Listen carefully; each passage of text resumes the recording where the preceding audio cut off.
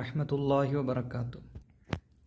5ാം class Akhlaq അതുപോലെ താരീഖ് ഈ രണ്ട് വിഷയത്തിൽ നിന്നുള്ള ചോദ്യോത്തരങ്ങളാണ് വീഡിയോയിൽ പറയുന്നത്. അപ്പോൾ നേരെ പ്രവർത്തനം നോക്കാം. ആദ്യത്തെ പ്രവർത്തനം ശരി അടയാളപ്പെടുത്താം. 1. ബദറിൽ ഷഹീദായ സ്വഹാബികൾ 2 ഓപ്ഷൻ കൊടുത്തിട്ടുണ്ട്. ഒന്നാമത്തത് 70, രണ്ടാമത്തത് 14. ബദറിൽ ഷഹീദായത് 14 സ്വഹാബികളാണ്. അതാണ് ശരി. 2. ജബലുർ റുമാത്തിൽ വിന്യസിപ്പിക്കപ്പെട്ട അമ്പെയ്ത്തുകാർ എത്ര പേരാണ്? 2 ഓപ്ഷൻ ഉണ്ട്, 60, 50. അതെന്താണ്? 50 ആണ്. പിന്നെ അതുപോലെ പ്രത്യേകം ശ്രദ്ധിക്കേണ്ടത്, ജബലുർ റുമാത്തിൽ വിന്യസിപ്പിച്ച ആളുകളോട്, അമ്പെയ്ത്തുകാരോട് നബി തങ്ങൾ ഒരു ഉപദേശം കൊടുത്തിട്ടുണ്ടായിരുന്നു. ആ ഉപദേശം പഠിച്ചു വെക്കണം കേട്ടോ. ഞാൻ തിരിച്ചു വിളിക്കുന്നത് വരെ ആരും തന്നെ മുകളിൽ നിന്ന് ഇറങ്ങരുത് എന്നുള്ളതായിരുന്നു നബി തങ്ങളുടെ ഉപദേശം. 3. മദീനയുടെ പ്രവേശന അതിർത്തിയിൽ കിടങ്ങ് കീറിയവർ എത്ര പേരാണ്?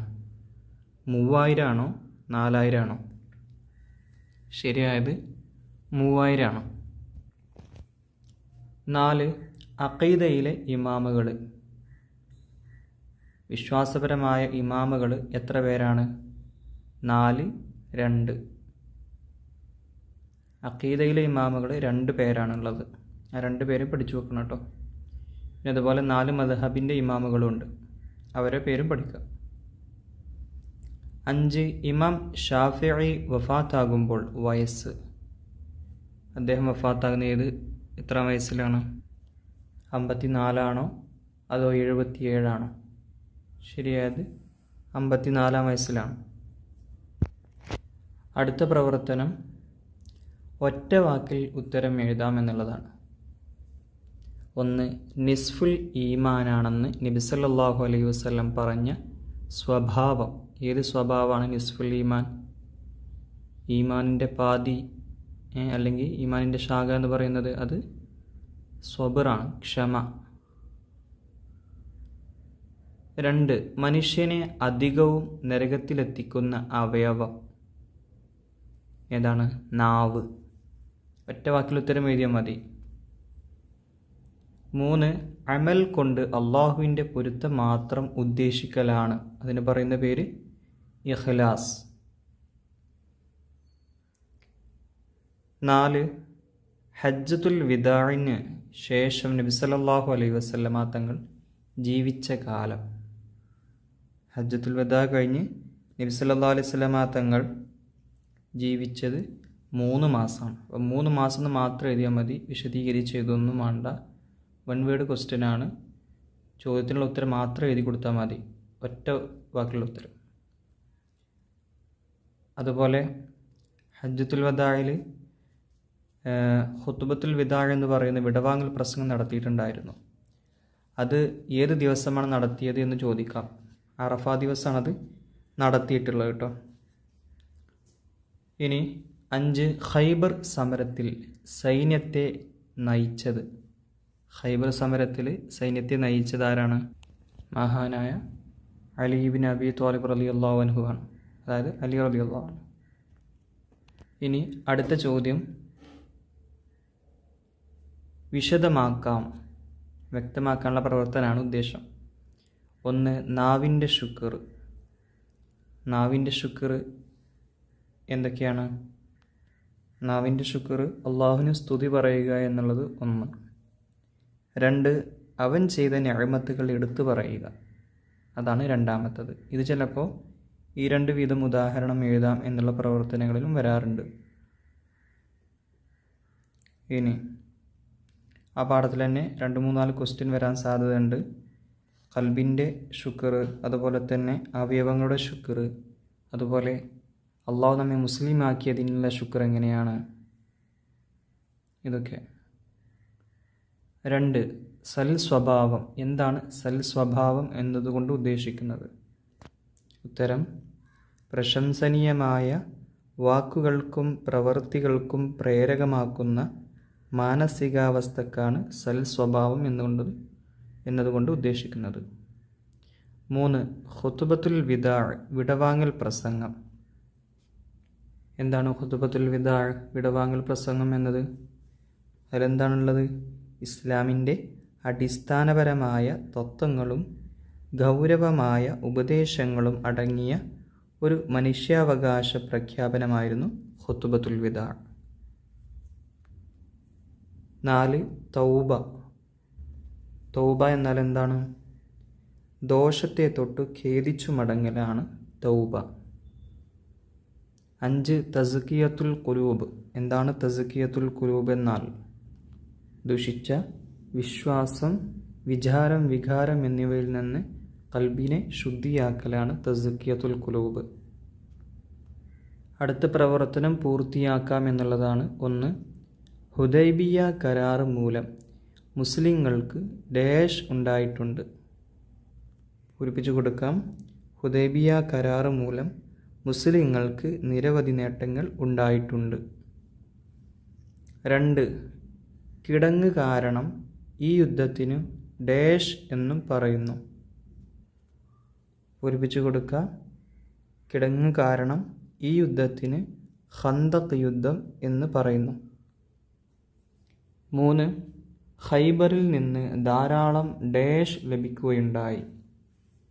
ഖൈബറിൽ നിന്ന് ധാരാളം ഗനീമത്ത് മുതലുകൾ ലഭിക്കുകയുണ്ടായി.